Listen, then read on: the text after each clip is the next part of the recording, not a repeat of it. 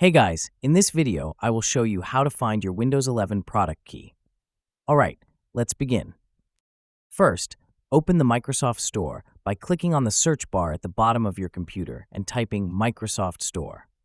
Once the store loads, go to the search bar at the top and type in Show Key Plus. Select it from the search results. Click on Get to download the app. After the download is complete, click Open to launch Show Key Plus. When the app opens, scroll down to Installed Key and it will display your product key.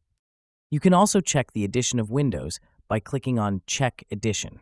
Here, you'll see the product key for your specific version of Windows 11. It's important to note that you must deactivate Windows on your current computer before using this key on another system. Make sure to deactivate it to avoid any issues with the license transfer. So that's basically how you can find your Windows 11 product key. And that's it for this video. If you find this helpful, consider subscribing and giving this a big thumbs up. Thanks.